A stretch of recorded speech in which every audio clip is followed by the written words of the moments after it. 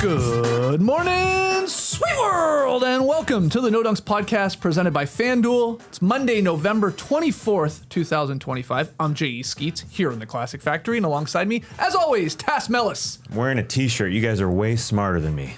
All wearing long sleeve. I'm cold. It's a little chilly in here, no doubt.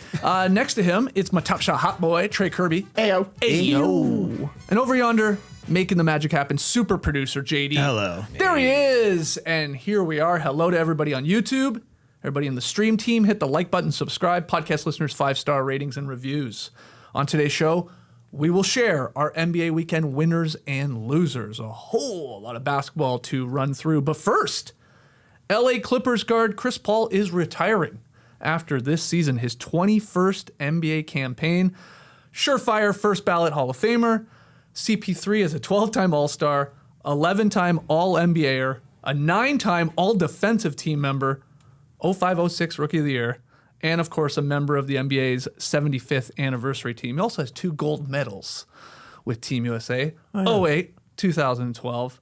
But CP3, at this point here, TK, is saying, that's it for me. Here's my swan song, and this will be the final year. Yeah, I guess he hinted at it over the summer in some interviews, saying, I'll probably only play one more year. This year started. Hasn't been a great season for Chris Paul, so the time is now. And he's going to go down in history as one of the great point guards of all time. Reached the absolute pinnacle of point guard play, except for ever getting a championship, unfortunately for him. But you know, at worst, he's like the 6th best point guard in NBA history. There are a few guys you would definitely put ahead of him, but you can have him up in the top 5 if you want.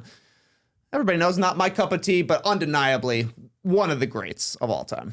Yeah, no doubt. I guess he makes the announcement before they play in Charlotte, so all of his family can come because that's where he's from.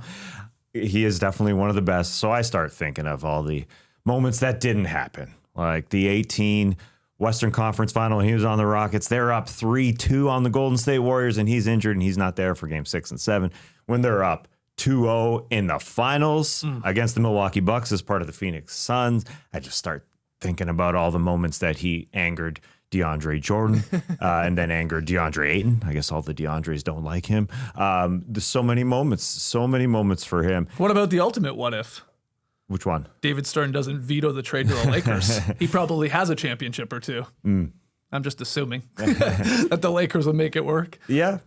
He's got lots of moments. I mean, he started every game when Victor Wembanyama started his rise last season. So he's got lots of stories. I'm sure that Hall of Fame speech will be pretty decent. He'll put some moments together. He's kind of keeps stuff a little close to the vest. Like, we don't know a lot about the Clippers. Like, there's a lot of infighting. You hear those little teeny tiny stories. But hopefully he just lets it rip at the Hall of Fame speech. Just let it go, man. It's a new world. Just do it. He's the NBA's active leader in assists and steals, second all-time, of course, to John Stockton. I'm with you, TK, though. Whether you liked Chris Paul or didn't, he is going down as one of the greatest floor general point guards of all time. Maybe the last of his breed, too, if we're being honest, because the NBA started to lean into bigger playmakers. That was the first thing. Like, Chris Paul is like not even 6 feet. He's little. He's a small guy. So we get to this thing where there's bigger playmakers. And then the other part of the equation is point guards got to score now. Like, they got to be sort of lights out, attack and threes and put up 25. Like, that's where we've gone in the league. And that really was never Chris Paul. I think he is sort of the last of a dying breed of just straight up floor general. And he made basically every team he went to better. Yeah, there's no doubt. You know, the Hornets where he's drafted, haven't had a lot of really success after he's left. The Clippers were the sorriest franchise in all of sports, maybe.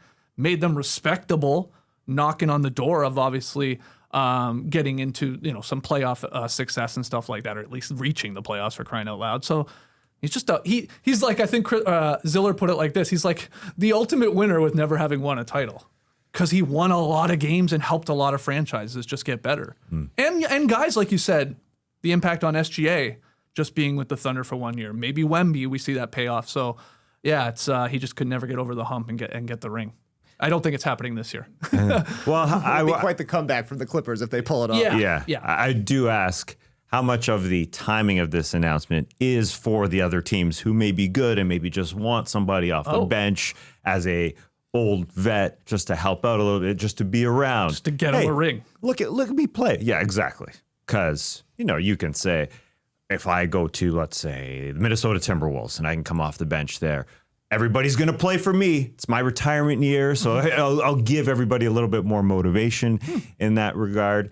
I wonder, it's probably just his last year. It's probably not because he needs to go somewhere. It's probably because he's literally playing in Charlotte, where a lot of his family's from the night before. He literally makes it that day. Yeah. I guess it has to be that. Yeah, I mean, if he wanted to ring chase, he really could have done it over the summer. He signed for a tiny, tiny contract, and he went to the place where he's most associated with, the Clippers, to retire with the Clippers, I do believe. He also can't go to any team that has a number 3, because he's only won number 3 throughout his entire career. You don't see that with a lot of these guys that play for a lot of franchises, a lot of seasons, but you go to his basketball reference, 3. He wore 3 for the Hornets in 3 different cities. Pretty impressive. Jeez, yeah. Wait, 2 different cities. Charlotte and New Orleans. And North Carolina. Yeah. Did he play in Charlotte? He never played in Charlotte. I guess New Orleans and Oklahoma City. Yeah. So that's a few cities. Was he number 3 for Team USA? What did he wear? We'll have to fact check that one. That's I don't know. a great question. I don't Might be the actually only time remember he wore Chris a Paul different that jersey. much on Team USA. No, back I in- do not. That's not his. It's not his thing.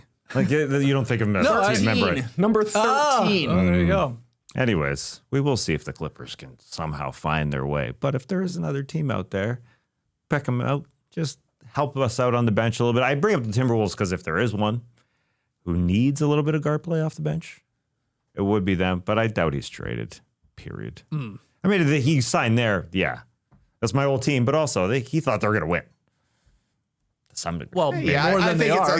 I think it's a combo. I'm retiring as a Clipper / ring chase. Yeah. But no good right now. yeah, it ain't working so far. No. 2 more thoughts. Is Chris Paul the greatest player listed 6 feet and under to ever play in the NBA? And I'll give you the only other guys that are probably on the list. It's Allen Iverson, Calvin Murphy, and then it's like, then you sort of maybe go a level down. Tim Hardaway, Kyle Lowry, Mark Price, Kemba Walker. Because a lot of these guys, the small guys, they're 6'1". At least they're listed. Yeah. Stockton, Isaiah Thomas, Kuzi, Lenny Wilkins, Mo Cheeks. There a lot of them are not 6 and under. Now I know that's all fudge. They're all small. In today's NBA, they're all under 6 feet. but it's very possible it's really Chris Paul or Iverson, I think is what you're getting at. And I think overall, totality of a career, I think it's Chris Paul.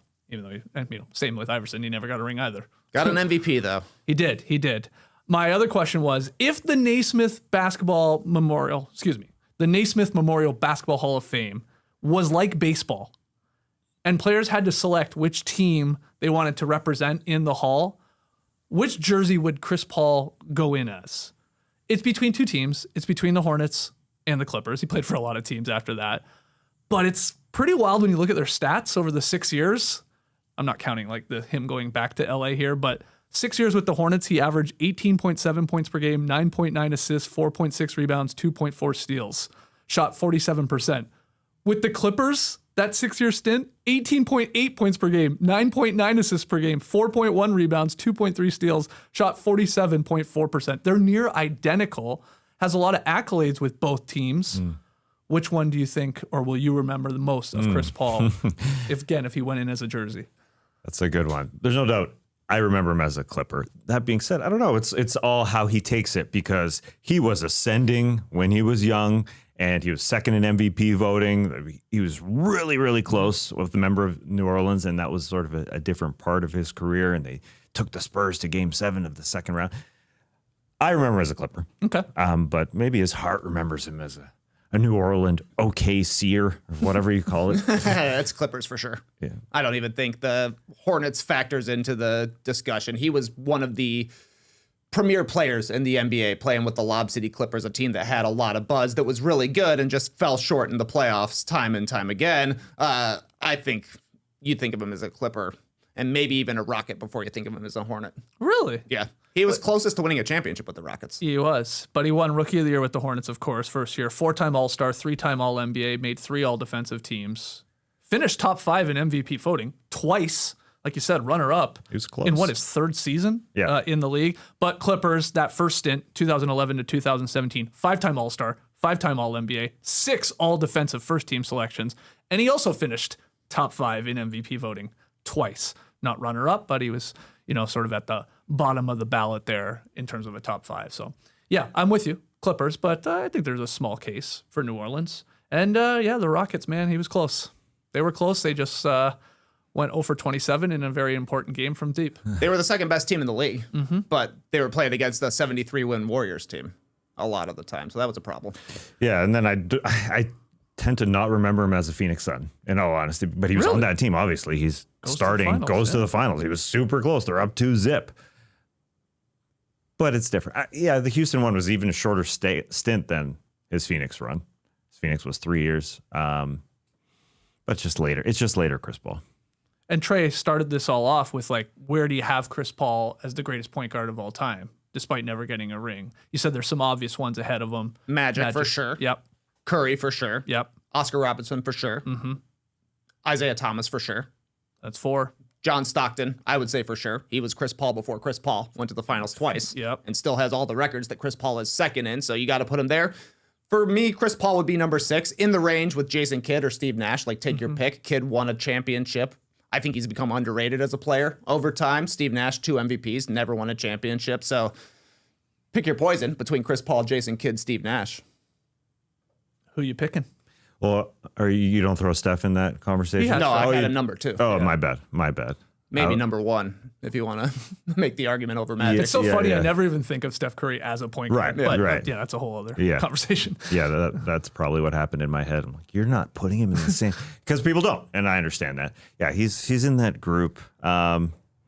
It's him, Nash, Kidd in that exact. I think that is right. Yeah, and I think people do include Stockton sort of maybe with that group as well. I think Chris Paul's peak was way better than John Stockton's. Maybe. So there's that. If you want to just lean into the peak like we talked about and maybe runner up and MVP and stuff like that, it's close. He's a surefire Hall of Famer, first ballot, and now he's hanging it up. So I guess will people start giving him presents now and gifts when he visits said city for the only time left in his career? Got to do a video. Got to do a video. Got to do a video. I think there'll be a lot of framed things handed to him. Maybe. I would assume. He also played for like a quarter of the teams. So they got stuff and they got video packages to show. We'll find out, I guess, because we're going to get a little bit of Chris Paul goodbye tour here. Let's get to some NBA weekend winners and losers. TK, you start us off. Winners. Hey, it's our Chris Paul team. Yeah. Phoenix Suns. There we go. Said on Friday, Suns are one of the biggest surprises of the year to me, but at that time, they only had 1 win against the winning team. Over the weekend, they got 2, including one of the craziest wins of the season on Friday against the Timberwolves when they came back from 8 points down with 51 seconds left to beat Minnesota. Started with a Royce O'Neal putback, cuts the lead to 6, then a nonchalant turnover by Anthony Edwards. He thought this game was over, just chucks it in. Easy steal, turns into a 3-pointer for Jordan Goodwin, which cuts the lead to 3.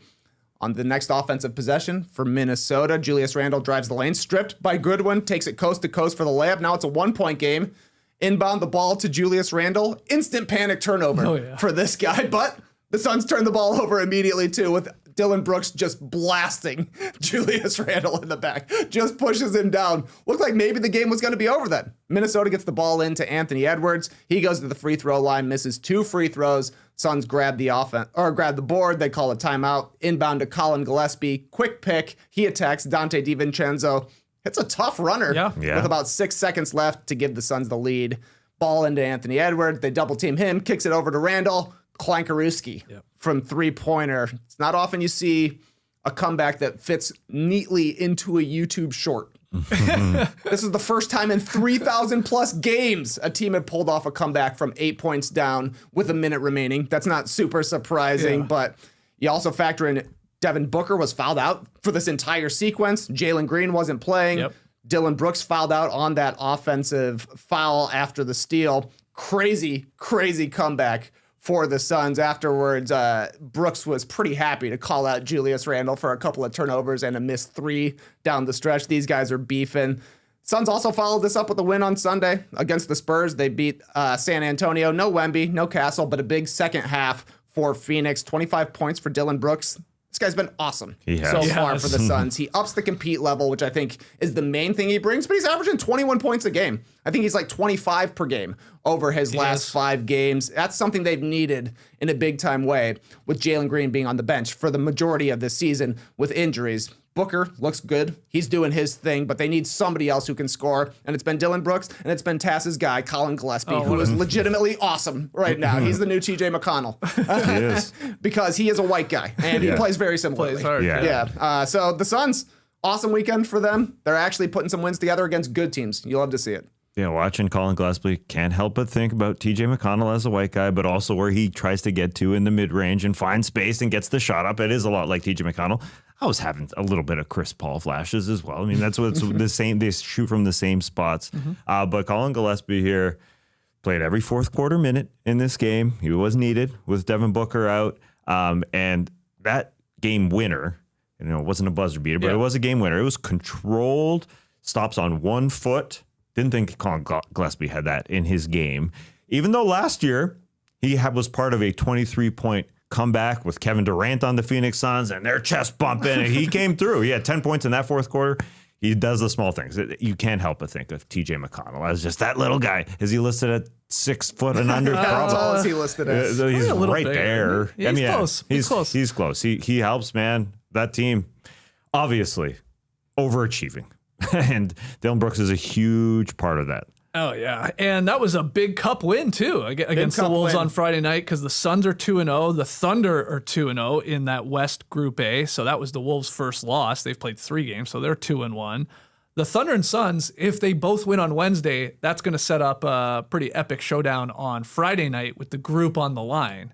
Because next week, or really, I should say this week, there's a whole lot of cup games here this week as we start and figure out who's going to the knockout stage. So, yeah, the Suns, man. They play hard. It's like night and day difference from last year, like the bad vibes with that team to this year. And a lot of it's like the new additions that they've brought in for sure. Dillon Brooks is a good vibes guy. Not if you're playing against him. No, that's right. Maybe it wears on you eventually. That's what happened in Memphis for sure. I think that didn't happen in Houston. He was a nice fit with Ime Udoka, really helped turn the Rockets around. Same thing he did with the Grizzlies. He raises your compete level and he makes you care. He gives a shit. Exactly right. And so now you got Colin Gillespie being compared to Dillon Brooks. I think they call him Villain Jr. And then he's like, actually, Jordan Goodwin is a lot like Dillon Brooks as well. So they're just going to compare every single guy to Dillon Brooks. A team of Dillon Brooks. A team full of Dillon Brooks. Wow, that's a scary team to imagine. Yeah. But pretty impressive. And, 2-0 in Devin Booker's new shoes. And they got this kid eating popcorn. They had him on the Jumbotron. They brought him to the game and they won for him as well. They got the orange floor. Things are perfect in Phoenix. What's his name? Spencer? Is that his name? I love it was with an S. Yeah, Sterling? Sterling. I think it's Sterling. Yeah, he had a grown man's name. Oh, yeah. And a grown man reaction to get put on the Jumbotron.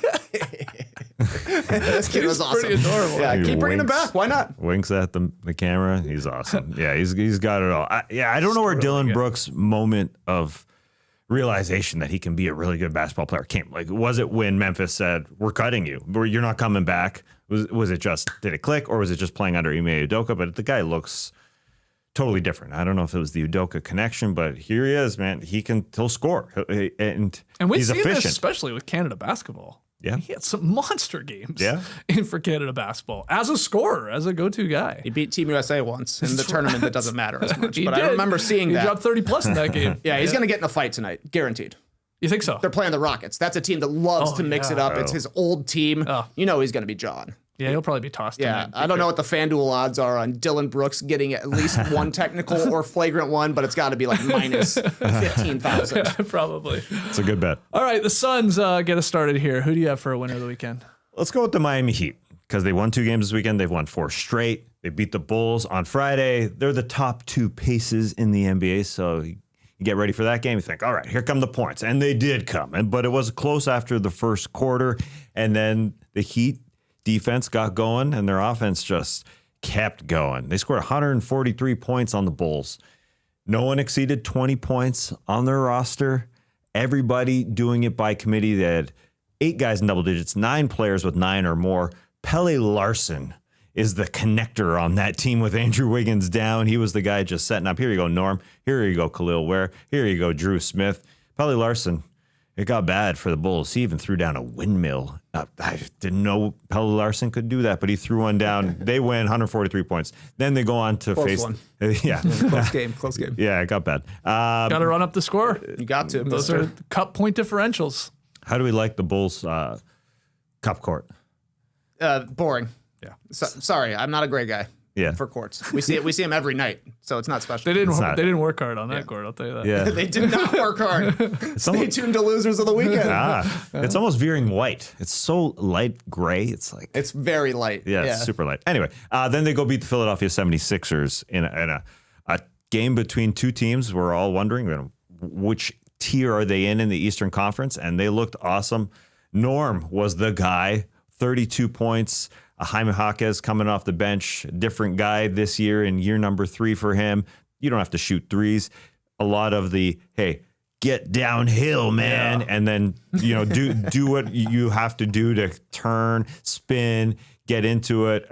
He's got a nice D-cell going on, 22 points for him, and Khalil Ware had 20. So a little bit more of a hierarchy in that game as opposed to the Bulls game. So they beat the Sixers. It was an impressive win. And now they get their best player from last year coming back tonight. Tyler Hero is officially back tonight, making his debut. So now it's like a data collection time for the Miami Heat. Like, what do we have here? Let's figure this out, because there's all the talk of the Miami Heat, maybe going to get a superstar like a John Morant, or there's been a little LaMelo Ball dabble, or somebody like in that realm, because they have so many of these guys, as I mentioned, that are good, but they don't have an incredible offense. They're just middle of the pack offensively. They do need a guy who can create. So they're going to see what they have with Tyler Hero, and then they'll see if they have to, because they can.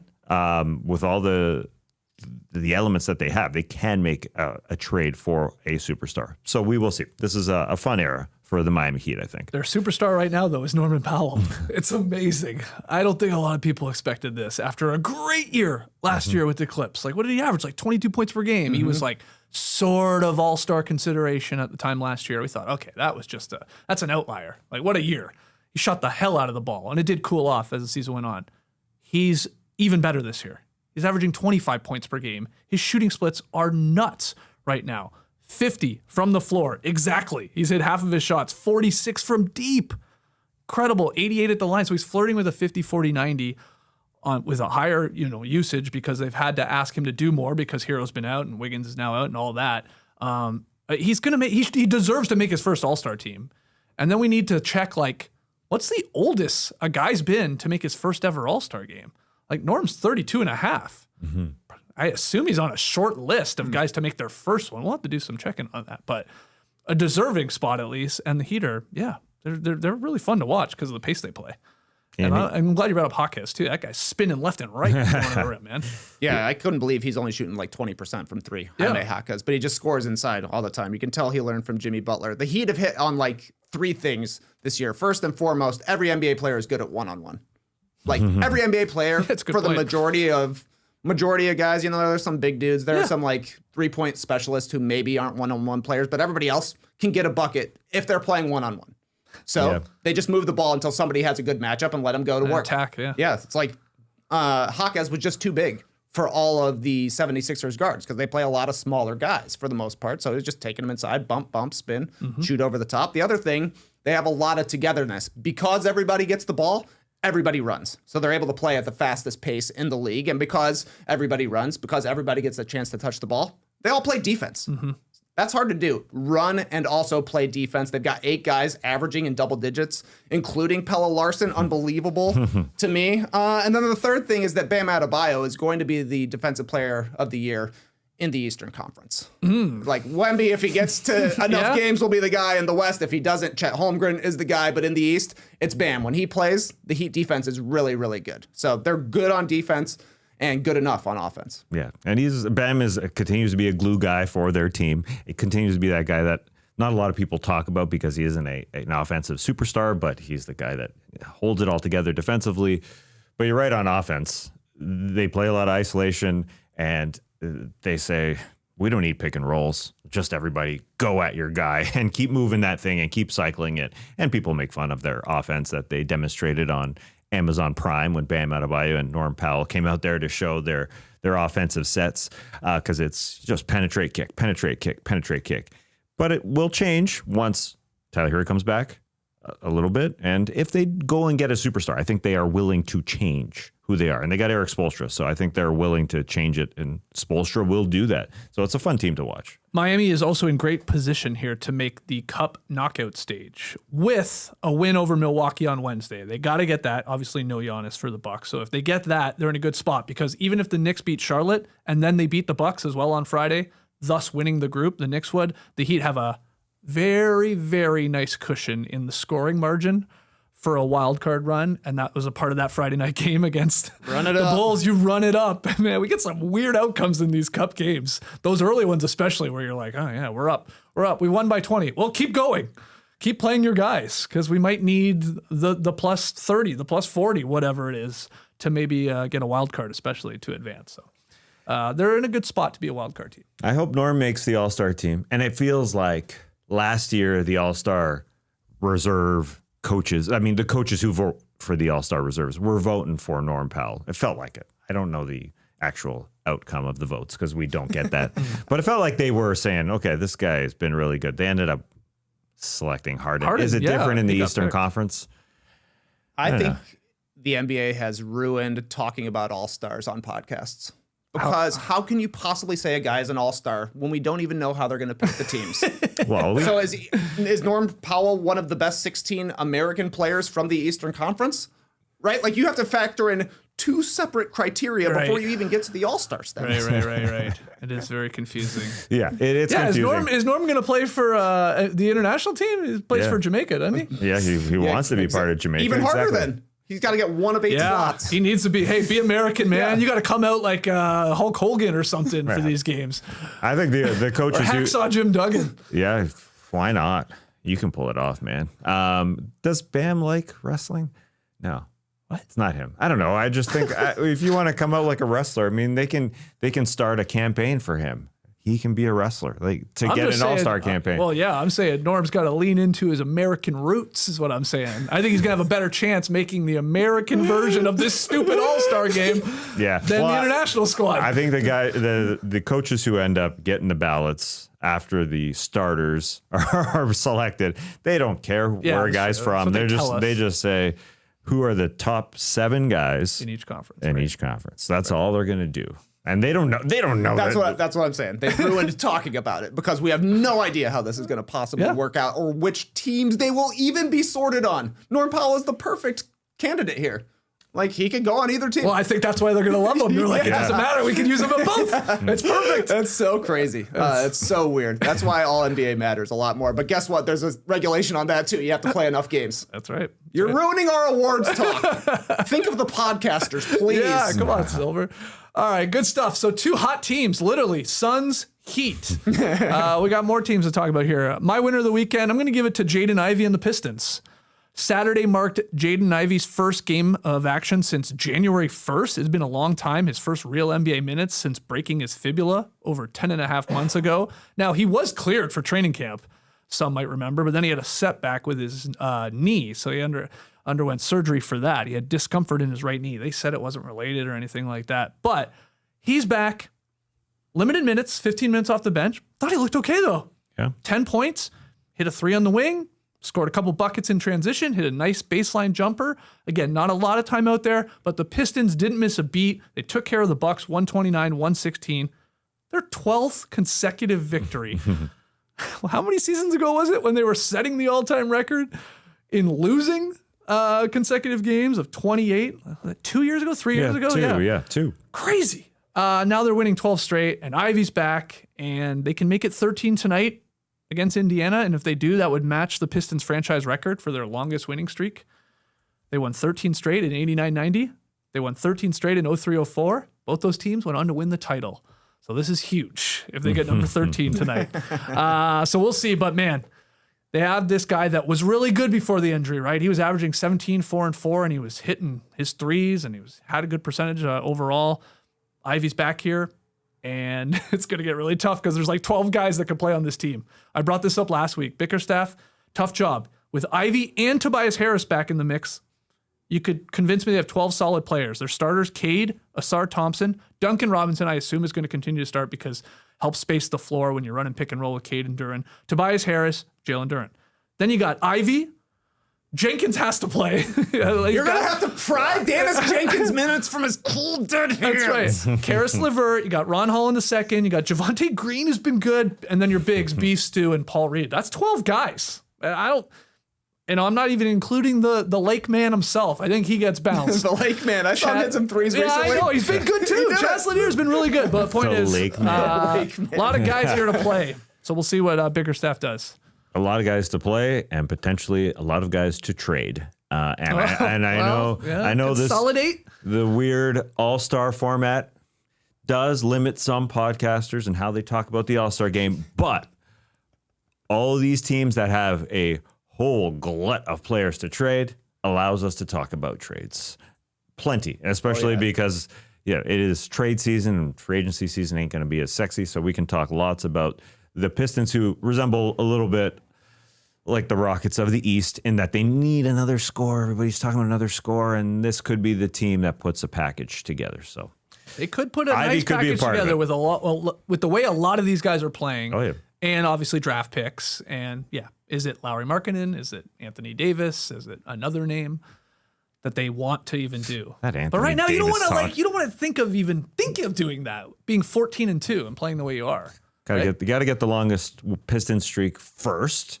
Then we can talk about it. Then they'll talk about it, I guess. But cool for Ivy was the same guy who took him out last year and injured him. Was Cole Anthony. Was playing against him again.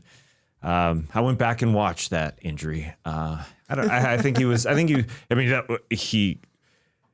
wasn't sure if he was okay with what Cole Anthony came up to the stretcher and gave him a little pat. I don't know if he liked that. But either way, like if he was cool with it, sometimes stuff happens. You get a stretcher tap, everything's cool. But he was angry anyway. What looked like could be a years-long injury, or just take him out of who he was as a basketball player. He looks a lot like him now. So great turnaround. He looked pretty good, I thought, for his first game in a very long time out there on a good team and didn't disrupt anything is a key part too. Still fast. Very fast. That helps. Yeah. I mean, got going a ton. Exactly. Yeah, a couple in transition for sure. All right, let's do quickly another round of winners here. TK, who you got? I got Russell Westbrook as a winner.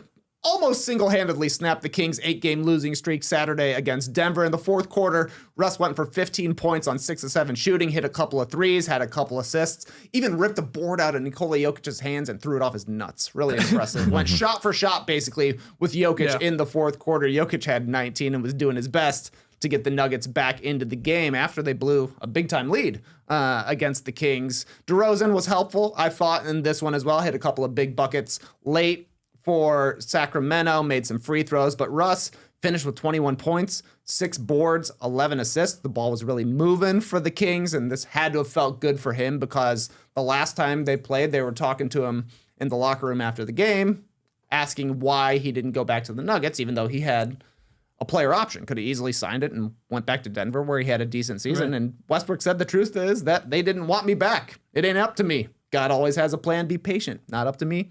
They don't want me. That's okay. Somebody else does. They said, yeah, but you had a player option. You could have just went back. He's like, I don't want to go somewhere I'm not wanted. Right. Been there, Russ. Been there for sure. Also, a great clip of Westbrook stalking Rocky, the mascot, in this game, like late after he hit that 1 foot, like step back, almost Dirk-like shot. I think he even went off the glass. Westbrook and Rocky.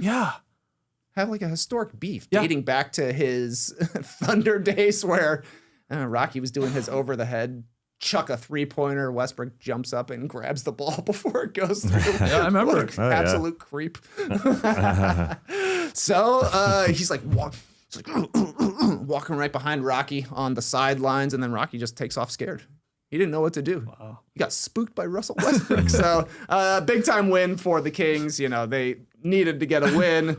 Sabonis is out right now. They got Keegan Murray back. So that's why you have Russell Westbrook. He can win you a random regular season game when you got nobody out on the court. And you shouldn't win. They shouldn't have beat the Nuggets. They were down by 13, I think, in the third quarter. Went on a massive run, mostly with Westbrook taking and making open threes, or they're giving him a ton of space and he just goes straight at you and hits a layup. Yep. And now we'll just probably not talk about the Kings until they trade their guys. That's right. Maybe, That's right. unfortunately. But yeah, 4-13 after the W. But it was all Westbrook. There's no way they win that game without Westbrook. No way. No way. Chance. So got a little revenge, the Russell Westbrook revenge game, which he can also do for about half the league at this point. Also true. Yeah. But still, that's how he operates. It's good to see Keegan Murray back for the Sacramento Kings. That is all. They needed him. They needed him. They needed him. They need him. They need Precious Achua. He was out there. What about you, Tass? Another winner? Oh, the Toronto Raptors. Oh, They won 2 games this weekend. They've won 7 in a row. And they have officially entered the elimination round of the NBA Cup. The first team to do so. This team is a squad. And I like the photo that they took after winning and getting into that NBA Cup elimination round. Look at this. Look at Scotty Barnes, mid-left, if you're with us on YouTube. That smile on that guy. He wants to be there. Look at Brandon Ingram on the right side. He's kind of disappeared in there. He's just part of the team. You got Jamal Shed. Grady Dick is one of the funniest looking guys in the NBA. And you know he's flexing. Look at that tricep flex right there. I'm looking good. Jamal Shed at the bottom, who's trying to attain his Canadian citizenship, according to Hello and Welcome. That's a real Canadian. The All-Star game? Hey, he's playing like it. Just a squad. Just a squad. Everybody playing. Now, with the NBA Cup, they had one of the easier groups. They had the Pacers and the Wizards. They had the Cavs. They were lucky to play them without Donovan Mitchell when they play them. Yeah, because they didn't respect the cup. And the Atlanta Hawks. So who we own? It reminds me of the Milwaukee Bucks. We the North, man. No, I'm not a we man. But anyways, we the North. I'm cool with it. If you want to do it, that's cool. They're kind of like the Milwaukee Bucks last year to me. Easy group. And then when the elimination rounds start, you pick it up. So we'll see what happens here when it comes to the quarterfinal. But I just love this squad, what they look like, what they play like. Brandon Ingram is their leading scorer, but he is so willing to pass it to everybody. He is selfless. He's got the fewest shots per game since 18-19 for him, lowest usage rate since 18-19 for him. Scotty Barnes, I think the first thing you talk about when you talk about Scotty Barnes is his defense. He's all defense. He doesn't have to shoot, but he is such a connector on the offensive end. He's damn good at that. And RJ Barrett, because everybody's passing, he's that cut machine. He can slow down. His floaters are better than they've ever been in his career at 19 points per game. So all 3 of them are 19 points per game. And you go down the pecking order along with Emmanuel Quickly and Yak and all that. They're just doing it together. So it's fun. Obviously an easy schedule to start if we want to talk about that. Sunday's but who cares? victory over the Nets was a little too close for comfort, but they got it done. They've had a lot of those. And they got it done like what you were saying. It was like Ingram passing out of double teams, quickly hitting timely shots. He couldn't hit a 3 to save his life early in the game, but then he hit some big ones. Yep. Scotty Barnes everywhere defensively. Scotty Barnes leads the league in stocks, Tass, steals plus blocks, and I think he ranks basically one of the best in the league when it comes to deflections. Getting his hand on absolutely everything. And there was a huge stop in that game against the Nets on Sunday that was going the other way for 2. It was because he was everywhere. It was an incredible defensive possession. You'll probably see the highlights going around, but a good team. That's the key thing here. It's a good team right now. I don't get why opposing coaches always double Brandon Ingram. I think there's too much of that happening. Just let the guy score because he can score, but you allow him to make everybody else better. And he is willing. He is absolutely willing. The wildest stat for me from the first month or so, the Raptors have the best half-court offensive rating in the NBA right now. That's amazing. Yeah. What? So, yeah, good win. I mean, it was close yesterday. They were without Pirtle. I think RJ Barrett did leave that game, too, with injury. He did. And the Nets put up a fight, but they got the W. And are they going to win this cup? Yeah, I don't know. I didn't go deep enough to see who they play because that's part of it to get there. But yeah, Toronto hasn't won a cup in like 70 years, right? Good Leafs joke. That's good. I love crapping on the Leafs. Daryl Shitlered all over us right now. Sure. Wow. I don't even know what that's a reference Jeez, to. the Daryl Sittler. He made a Daryl Sittler. Who's Daryl Sittler, though? Oh, he's a legendary Leafs player, man. Yeah, of course he couldn't is. get the cup. Of course he is. I want to eat some words too, because I questioned the BI3. Hold on. Notorious BI3. Notorious BI3 that Matt Devlin says. I'll eat some words. People like it.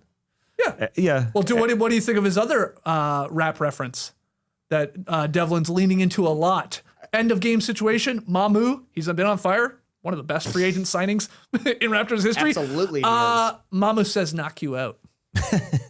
He's gone with that a couple times now. So good that they raised the audio in the NBA.com recap of it. They're like, you got to listen to this.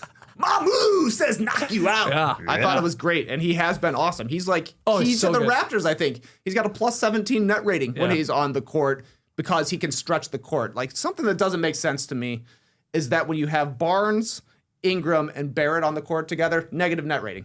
They actually don't win the minutes when those guys are out there together. Split them up into any combination with Mamu, and they're good. Yeah. And I should have said, Scotty Barnes, you're in the mix for Eastern Conference Defensive Player of the Year. Hey, that's You're in the mix, buddy. Very nice of you. Very nice of you. Yeah. No, Ingram, especially with the bench unit, is lights out right now. Like, you got him as your like offensive hub, and then I'm a diehard Shedhead. That guy's awesome. And then Mamu, all these other guys contributing. Man, it's it's wild. You're right. When they split them up, they're like lights out. You gotta get as supporting this team. If you're in Canada, how can you not? It's an exciting team to be behind. As I said, Jamal Shed is trying to be a Canadian citizen. He got mad at Jacoby Walter when they were singing "Oh Canada," and Jacoby Walter wasn't part of the national. Wasn't saying. He said, "Come on, man, do it." I mean, Jamal Shed is that guy on the floor as well. He's just trying to get everybody involved, doing that kind of thing. Basically, like we've got another Van Vliet. it's awesome. Yeah, it's fun. It's fun. Yeah, Devlin doing the call-in. I will say, the NBA page way better this year at putting together highlight packages, getting the broadcasters involved, going sound up.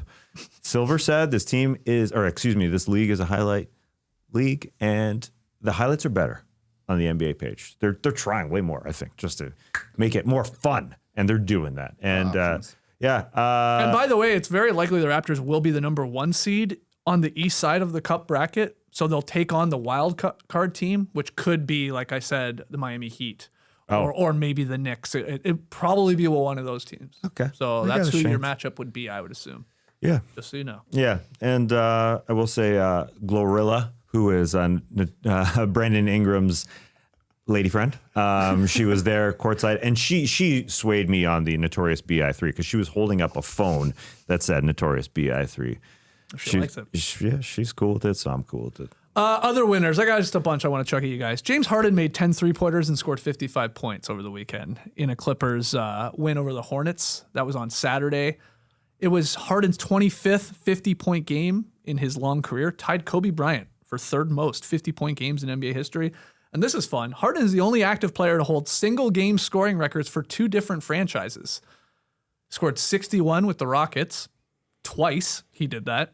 That's a franchise record. And now 55 with the Clippers. Who did he pass? Bob McAdoo and Charles Smith or something like that? Charles Smith? Yeah, I think so. It was someone random. I think he did have a 54-point game. 52, I thought it was. Oh, But okay. yeah. Okay. Anyway, it's Harden's now. He's got both of them. It's pretty crazy. Guy can I score love still. James Harden, man. I'll never stop loving you. I'll never stop loving you. James Harden. He's cooking. He hasn't ever missed the playoffs in his NBA career. Every team he's played on makes the playoffs. And the Clippers are 5-12 right now. This is going to be an uphill climb. You think the streak is snapped here? Ooh, yeah, that's going to be tough. You're right. We shall see. The Thunder toppled the only team to beat them this year. They got the revenge on the Blazers. Kicked their ass, 122-95. The victory moves OKC to 17-1, but don't talk about it. Don't look at them.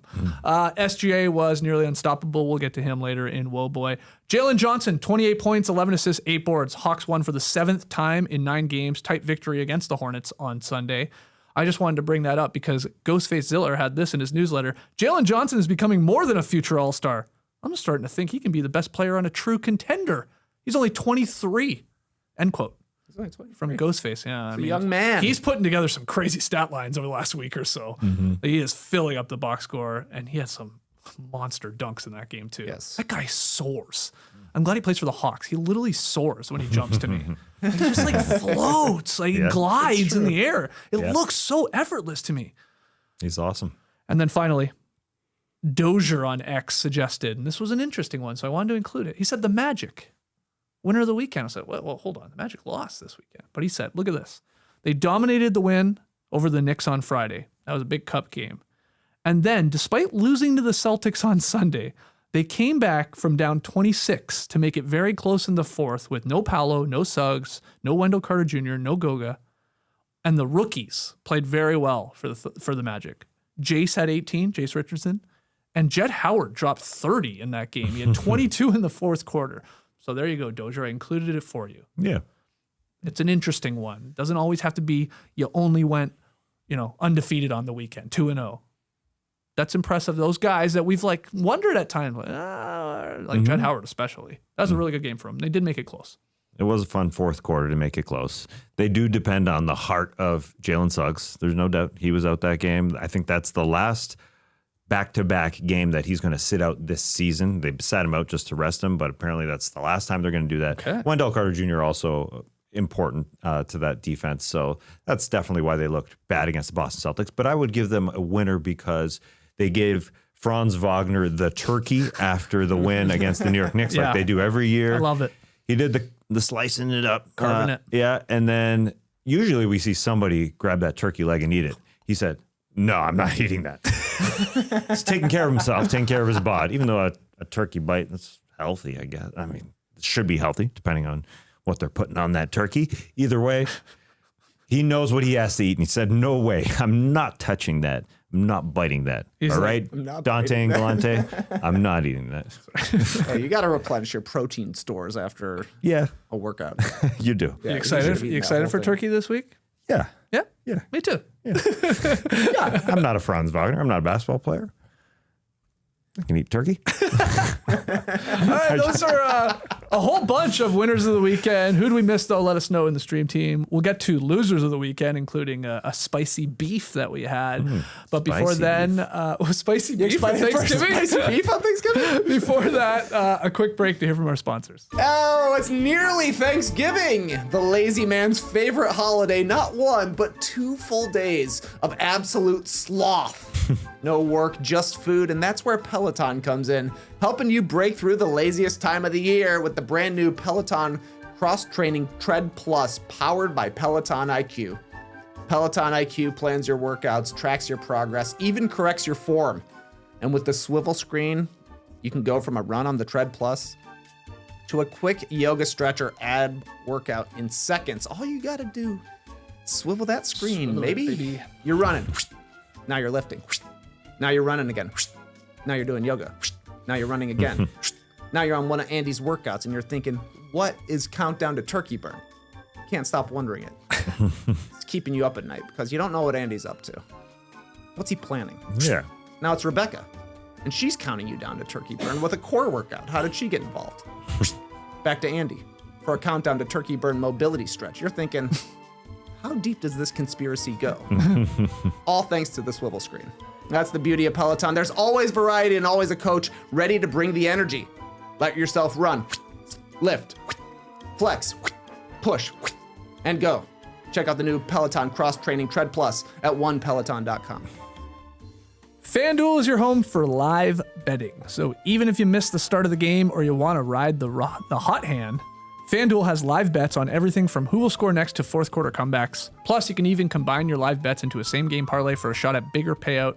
However you want to play, now's the perfect time to join. FanDuel giving new customers $300 in bonus bets if your first $5 bet wins. So just visit FanDuel.com, sign up today, play your game with FanDuel, the official sports betting partner of the NBA. Okay, we've done winners of the NBA weekend. We turn to the losers. TK, who do you got? A lot of temper boys in the NBA this weekend. The Pelicans were repeat offenders, ruffling the Mavs' feathers on Friday night with Najee Marshall featuring prominently in the beef. Former Pelican, I think he just likes to talk trash with his old team. They followed that up, the Pelicans did, Saturday night with a rookie moment Derek Queen stole the ball from Vit Krejci as he was dribbling out the clock, took it the other way for a dunk. Pelicans are down by 20 at this point. That's a no-no. Do not disrespect Vit Krejci like that. Also Saturday night, the Bulls barely pulled out a win against the Wizards. Post-game, Vooch gave an incredible interview. Don't know if you guys saw this. Did. Calls out the team for being soft in the first 3 quarters. Jalen Smith, Matas Buzelis being very silly in the background, like jumping around. Vooch is pissed. Oh, yeah. He pushed Buzelis out of the way. Move, man. I love that. Yeah, big dad energy from Jalen gets into him. Come on, be happy, man. Vooch.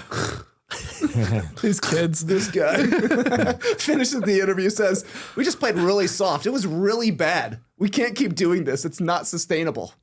You're exactly right. Dad energy from Vooch. He was upset to be driving those kids for a 12-hour car ride. Would you shut up back there? We're just trying to win some games here. That was an incredible interview. You can see Casey Johnson just laughing as it's happening. He's like, thank you for being honest. But taking the cake, of course, Ja Morant versus Klay Thompson. Ja missing his 3rd straight game. Almost his 5th straight game. He played 5 minutes in one of them. But the Grizzlies got the win. Klay had a good game. 22 points off the bench, but missed a big 3-pointer to tie with 20 seconds left. Maybe a bit of a rush shot. Afterwards, Ja's got his fingers in his face. Going to Klay Thompson, calling him a bum. And in the post-game interview with Cam Spencer, who played great, Ja made sure to be overheard yelling, tell him who the best shooter in the house was. It wasn't bro from Golden State. Klay didn't like it. In his post-game interview in the locker room, he said Ja's comments were nothing of intelligent depth. Also a dad comment right there. Said Ja was just running his mouth. He's been running his mouth for a long time, and it's funny to run your mouth when you're on the bench. Facts. It's kind of the story of his career so far, just leaving us wanting more. Oh. Unk mode. Yeah. He was putting Ja in his place. Say, get on the court and then talk, buddy. Yeah. I thought this was great from Klay Thompson. Klay was kind of mad this entire game. Got mad at Santi Aldama for tripping up Cooper Flagg. He was still mad at Vince Williams. I think he was just mad. He was just on overdrive at that point. And then after missing the shot, which surely upset him even more to have Ja get in his face when he's not even playing, set Klay off. So big time loser energy, I thought, from Ja Morant right there. And this beef goes back until, 2021, at least. The play-in game between the Grizzlies and Warriors. And then the next year when they had the 7-game series, a lot of talk between these teams. And Klay talks with the best of them. Like, he'll let people know. He's generally playing, though, and has backed it up with a bunch of championship rings. It's the Ja Morant. They're in the suits, in the sweatsuit, I should say, on the sideline, pointing and barking and chirping. And then, Klay did not hold back in that post-game interview with what he said about him. Yeah. Because he went disappointing dad mode. Yeah. I'm not even angry about you like trash talking. It's like, you don't even play, man. You're supposed to be a superstar. Yep. Yeah, the finger in Klay's face was too much. That was too far. They have a beef, and so that's acceptable. I thought jumping in to his teammate Spencer's post-game press conference was all right. He's showing support for Spencer, although then he mentions Klay. Yeah. It goes back the word bum as Morant called him was something that Klay called Morant in 2022 when the Grizzlies beat the Warriors in the regular season. Then the Warriors were able to take them out in the playoffs. So Morant said, let's see the strength in numbers or whatever he tweeted. And then Klay said, oh, that bum. So now it's just a bum fest, I guess. They just call each other bums, and that's a thing. So, it's Ja, unfortunately. I don't mind, trash talking. But you don't got to go get in his face after the win. I mean, that's just like, what's up with that? Right. You generally you'd like your trash talk to be between two guys playing. Yeah. Too. Generally, I get it. You hear guys that are on the side like barking and stuff. Yeah. But that's the part where Klay legit buried him in the post game comments because he's like, and I think the stat was going around. I think Tom Haberstroh had it. Like, Klay, after his 2 devastating injuries, has played in more games than Ja Morant has in his career. Yeah. Yeah, like after the ACL and all that. And the Achilles. Like, that's pretty wild. That's a telling stat right there for one guy young and in his, not even his prime or entering his prime. The other obviously a little older, but coming back and still getting out there. even if he has been struggling. And this was a good Klay game. This was a good one. It was a good Klay game until he obviously missed that big shot, but he's just pissed. I'm with you. He's angry with how his season's gone, how the Mavericks season has gone. So it's come to a little frustration here. The guy wears his emotions on his sleeve, and this is reminiscent of the end of his Golden State tenure when like everybody was getting their shots in on Klay Thompson and his struggles being part of the starting lineup, but maybe not should have been part of the starting lineup. Remember, he's like always giving his 4 rings to people, and eventually he got shipped out or signed with the Mavericks. It feels really similar, having a tough season, not being where he wants to be, and very proud of his accomplishments. So to have a guy who's done basically nothing in the league come at him when he's not even playing, I'm on Klay's side for this one. I think most people are. Oh, yeah. Yeah. Everybody is, I'm sure. And this is Klay time, as we said last year, even with the Mavs, December, January. That's when he got it going because he started poorly last year. And now with that 22-point game, he's starting to look like Klay.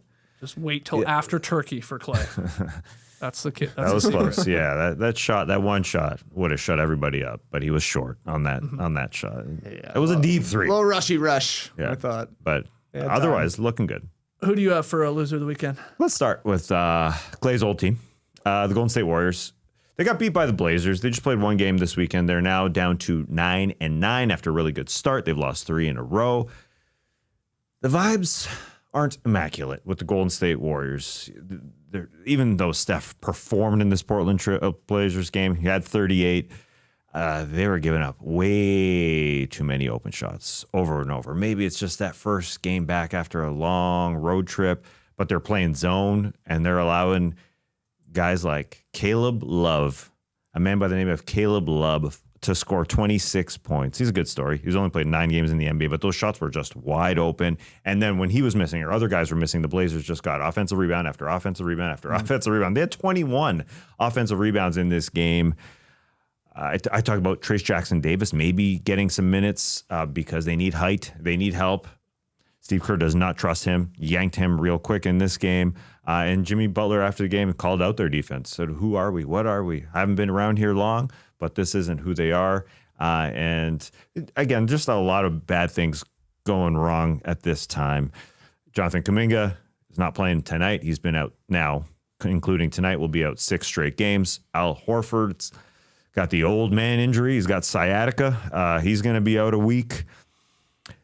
Now, they have had a very road-heavy schedule, 12 on the road, 6 at home. Maybe that's a little bit of a part of it. But also, when you got some of these injuries happening, you got old guys, you just need something to happen from internally, and maybe it's the DeAnthony Melton effect. He'll be coming back. Let's go. Soon-ish.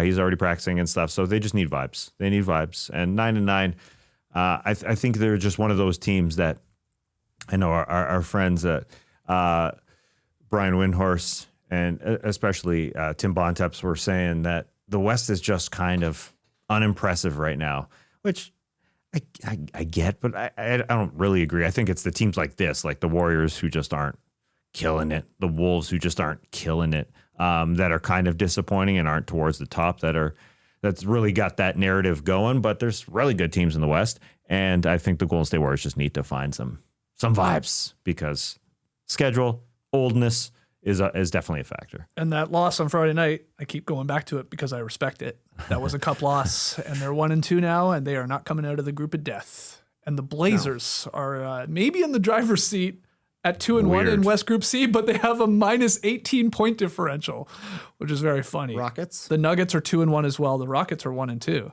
Spurs are 1-1. So it's really down to 3 teams there: Spurs, Blazers, and then Nuggets. So we'll see.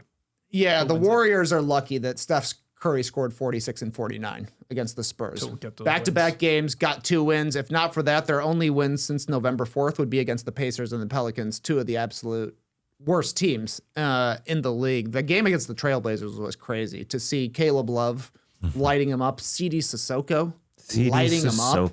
Yeah. They seem so frantic to me. They're just running around without any sort of defensive plan. It felt like they were getting beat off the dribble, and then it felt like all 5 guys were collapsing, maybe overhelping a little bit. So easy kickouts for three. And then it's like, okay, I got to run out and get that guy. They finally miss it. You give up an easy offensive rebound. They're playing a ton of small guys. Like you're saying, I don't actually think Trace Jackson-Davis is the answer. Steve Kerr clearly doesn't trust them. Was out of the rotation for a lot of the season last year, out of the rotation to start this year. Horford's never been a big rebounder. Post doesn't really rebound. Draymond is 6'6". You know, they don't have necessarily the personnel to be a great defensive team, and the schedule definitely isn't helping, but that's the good thing. The Warriors are complaining a lot about the schedule right now, how much they've had to travel, how many back-to-backs they've had. Every team has about the same number of back-to-backs. So if you're front-loaded in the first half of the season, it means in the second half of the season, you're going to have more home games where they play okay, and you're going to have less back-to-backs. So maybe once they figure out what happens with Kuminga, or whether that means him coming back and joining the rotation, or more likely trading him for somebody that's helpful, maybe they're able to string things together in the second half of the season. But top of the West is good. Middle of the West is anybody can beat anybody because nobody's a dominant team right now. My loser of the weekend, I got to give it to the Denver Nuggets. You already brought up Westbrook taking over in the fourth quarter and beating them, the Sacramento Kings beating the Nuggets. But the real reason is Aaron Gordon is going to be out with a right hamstring strain. He's going to be reevaluated in 4 to 6 weeks. So this is a long time here. He was injured in Friday's loss to they did win that game. He was injured in that win over the Rockets on Friday night, but this is tough. This guy's one of the best 3-and-D players in the league. And the Nuggets' success with him on the floor backs that claim up. He missed 31 games last season. A majority of it was due to the right calf strain. The Nuggets were 17-14 in the games without Aaron Gordon, so just above 500. When he played, they're 33-18. That's like a 65% win clip, so he's important. And then on top of that, we've already talked about starting two-guard Christian Braun. He's out. He's missing significant time with a left ankle sprain. So now that's two guys out of your starting lineup. Guys that are like, again, these 3-and-D elite guys, are the perfect guys to complement Jokic and Jamal Murray, and they're gone now. So gives more time to Tim Hardaway and Peyton Watson and Bruce Brown. I guess Julian Strother, whenever he can get back, maybe. But I look at Cam Johnson now, and it's like, all right, like here's like a lot more responsibility. As somebody put it, the onboarding is over, Cam Johnson. Maybe need you to step into that third leading scorer role, the leading the defense role that we know he has in him. Maybe hasn't shown a whole bunch and hasn't had to maybe at this point, but there's a guy there that has to sort of step up into that vacuum to me. So tough loss, Aaron Gordon going down here. Yeah. Especially because it's now sort of a recurring injury with Aaron Gordon. It's Cam Johnson time. It's really up to him. I know they've got other wings, but it's really on him as far as playmaking and just leading the defense. Yeah. The good thing is they got off to a great start here. Like record-wise, even if they slip a little bit, which I would assume they would, because he's important. So is Christian Braun. And you know, I guess prime example, losing to the Kings, and Aaron Gordon barely played in that game too, is a part of it. But they have a nice start to the season, so you know they're not like playing from behind here right away early on. Lost to the Kings on an 8-game losing streak. Lost to the Bulls on a 5-game losing streak. Bulls are coming off a back-to-back double OT. They were just very lackadaisical in both of these games, thinking that they had them handled. But I'm with you. It's going to be on Cam Johnson to show why they made the move to ship Michael Porter Jr. out, because right now this looks like a win for the Nets. And also Jamal Murray needs to be a little bit better playing outside of his minutes with Nikola Jokic. Those two on the floor, they're unstoppable, but you split them up and Murray isn't necessarily able to carry the team, and they're just going to need him to do a little bit more offensively because the defense just isn't going to be the same without Aaron Gordon. He's the rare guy who guards up and down in the lineup, can play as a bigger guy when they need him to, as a smaller guy when they need him to. So I think they're just going to have to go crazy on the offensive end, which they're certainly capable of doing. Yeah. And you'd rather like these unfortunate injuries now, of course, than April and May. I'm talking about to Aaron Gordon and Christian Braun. Like this can sometimes work in your favor where you can get valuable minutes for some of the guys off the bench. They're thrown into more of a starting role, or even just asking Cam Johnson to do more, and it can pay off down the line. Like you can have a guy like maybe Peyton Watson, Tim Hardaway Jr. He's a vet. You sort of know what you're getting at this point. But some of these guys can get an opportunity. Strother again, he comes to mind if he can get back because he's banged up. It can work out down the line. just with some reps with some of like the key players, and then you can see them in like a big quarter where they win you a quarter in a playoff series. Yeah, especially Cam combined with the bench players. Like if he can lead those players, like Aaron Gordon had to at times during the regular season last year when the bench looked stinky, they said, all right, Jamal, Aaron Gordon, it's your time, and if it's not Jamal leading it, Cam Johnson can do more of that. So it can work for the deep bench guys, but can also work for the third and fourth option guys in Cam Johnson. And he's got to get going offensively a little bit. He's great at playmaking, and he's a very capable player, but he's got to be able to play to what he did last year. Although I will say it was a great Nuggets-Rockets game. I will say about Reed Shepherd, who looked awesome with the Houston Rockets. He's talking trash like he's a member of the Houston Rockets, like they all do, it feels like. He hit that shot. He was mic'd, and he hit it in Tim Hardaway's face. And he came back and he said, "You dumb ass." And he stopped himself from saying the word ass because he knew he was mic'd. Very funny. Caught himself. I think it's cool to say ass in 2025. Ass and damn are fine now. Right? Yeah, mostly. Yeah. Things have changed. You don't gotta ask me. No, yeah. I just mean in general. Cum. Well. Jizz. Whoa. After 10 a.m., you can say anything you want. Like, I care. You're the one always doing the incredible job of bleeping yourself. Oh, yeah. I'm just asking what you think of the we're general, okay with the landscape. Damn and ass are good to go. The media world landscape. Yeah, the NBA is okay with it. Sports are okay with it. I think so. Yeah. Any other losers of the weekend that you want to slip in there? No? I didn't like the Kevin Huerter ejection. Oh, yeah. Those are the weekend to Tony Brothers. That could be a worst of the week nominee. Yeah. That was crazy. Let the boy slap a ball. I wasn't slapping it at you, Tony. Yeah, hit the other Get ref. serious.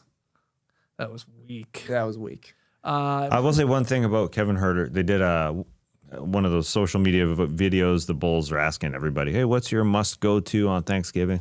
They asked Kevin Huerter. He said, the sweet potato marshmallow casserole, whatever it is called. What's it called? Sweet potato casserole, probably. Yeah.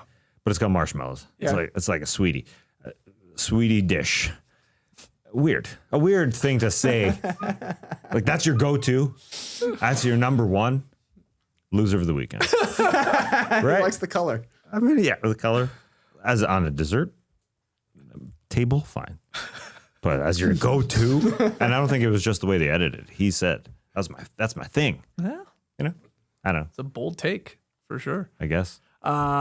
Maybe loser of the weekend too. Small one to Kevin Love, who got nutmegged Oh, yeah, he did. by Luka. That was a nice one. That was rough. Wow, in transition.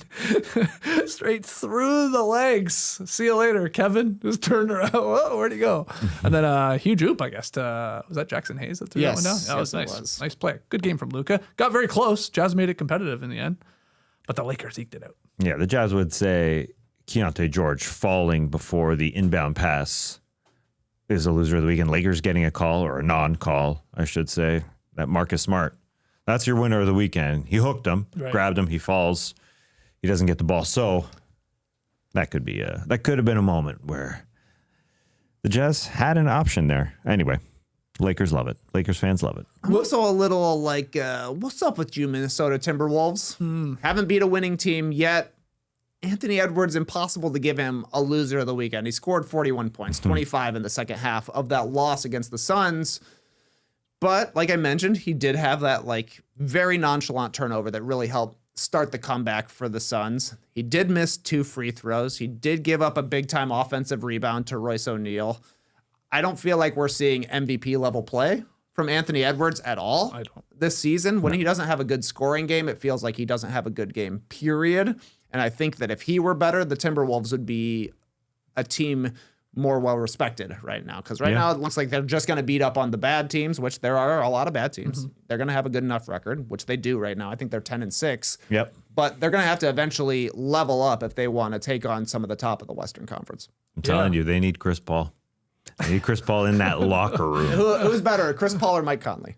Chris Paul. Mike Conley. I mean, Mike Conley, but it doesn't matter. Chris Paul's your guy. He's an energy guy. Mike Conley's not your leader. I don't think Anthony Edwards. He respects Mike Conley. There's no doubt. But you just need an asshole I think that's what they If need. the question is who's a bigger asshole between Chris Paul and Mike Conley, put me down for Chris Paul. Mike Conley's the nicest guy in NBA history, apparently. Yeah. They like him. They keep playing for him. When Anthony Edwards gets eliminated for the playoffs, he said, man, I wanted to do this for Mike. So I think they could just use that. But it is weird. There are times, I guess, in the season where you do see Anthony Edwards not play to his capability. This is it. Even at the end, when he had the chance to hit the game winner, when they inbounded it, he kind of got doubled, but he spun and just passed it to Julius Randle. Yeah, exactly. So this ain't peak Ant. Yeah, it is a shocking stat that you just said that they haven't beaten like a team with a winning record, I guess, when they took them on, right? That is pretty wild. They had a couple losses to the Lakers. They've lost to the Nuggets maybe twice now. Yeah, I think they have. Lost to the Suns, like you said. Lost to the Knicks. So yeah, need a good one under their belt. They beat the Blazers, but that may have been at the start of the season. That was the first game of the year, and they came back from a 20-point deficit. Okay, there you go. All right, those are our winners and losers of the NBA weekend. Who'd we miss? Let us know in the comments below here on YouTube. All right, Woodblade of the night, fantasy line of the night.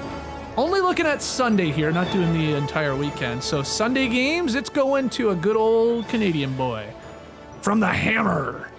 Shai Gilgeous-Alexander gets Woodblade of the night, 37 points versus the Blazers on Sunday. Shot 13 of 18 from the floor, 2 of 3 from deep, 9 of 9, perfect at the line.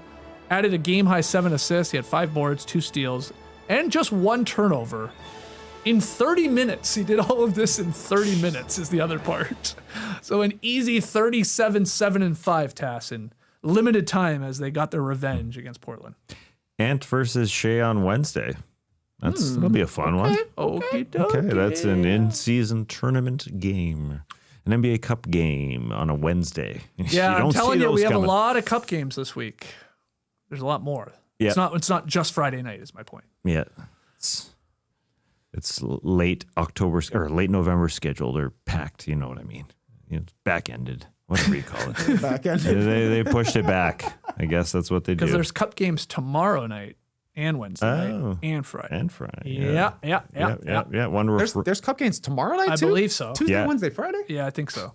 I think all 3 games tomorrow night are Cup games. There you go. There's only 3 games, and they're all cuppers. Tonight are not cuppers, but we have our pick'em game. Even though this is over, and Tass will have a goatee to start December. So next week we can look forward to goatee Tass. But where are we going tonight? It's December next week. Yeah, we're going to Toronto. Toronto Raptors are playing Cleveland for the third time this season.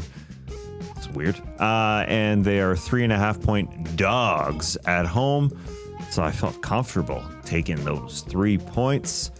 So did Skeets, while Trey's got the Cavs win by 4 or more. Cavs, Raptors. Yeah, the Raptors have beaten the Cavs twice already this year. Yeah, can they do it again? I had no problem taking them. Have we picked this game every time? We definitely did it last time. We definitely did it once. I don't know about the first time. I couldn't tell if we did it the first time either. But if we did, I definitely picked Cleveland every single time. Oh, boy. Every single time. I think you might be right. That was a cup. It was a cup game, so I think it was a Friday. I like calling them cuppers. That's pretty good. Darius Garland's back, right? Yeah, he's back. He's back. So, that's good. Yeah, your chances. Maybe he sits out a back-to-back. I'm not sure because he did play yesterday, but it is good for him to be back. Both teams on a back-to-back. Yeah. I forgot about the Cavs. Toronto doesn't have to travel while Cleveland does. Right. 10 games tonight. Woo. So pretty packed schedule. All right. Well, I did see some movement on this line, too. I did check FanDuel this morning, and it was already down to 2 for the Cavs. Oh, who's resting? I'm just saying. Maybe. When we did it, it was 3.5. So Cleveland's got to win by 4 for Trey to get the win. You and I need the Raps to lose a close game or just outright win for the 3rd time over Cleveland. Maybe they will. All right, we'll call it there. Fun show. Lots discussed in terms of Chris Paul, winners and losers of the weekend, some other fun things. We'll be back tomorrow to recap a lot of these games on tonight. 10? 10. Too many. Because we got to keep Thursday free, right? There's no games on Thursday. Yeah. So we gotta bunch them up. When was the last time the NBA played a game on Thanksgiving? It's got to be an eternity. I don't ever remember them playing since we've done the show for 20 years. Really? Wow. I don't think so. I'll have to fact Probably check. not, yeah. Can't remember it. But we'll be back tomorrow to talk about those games and anything else you want us to talk about. Maybe you got a question. Send it in. nodunks@gmail.com. Yes. Yes. Yes. I almost said the old company. Ah, Yes, caught myself. yep. nodunks@gmail.com. Send in your questions. Maybe we'll hit the beach at some point this week. Before we eat all the turkey. And the spicy beef. Yeah, that'll be fun. I had spicy beef last night. Clipper Bros. Time, turn up. Love you guys. Awesome. Thanks for joining us. And remember, it's No Dunks Inc. at nottheoldcompany.com. Brace the day, people.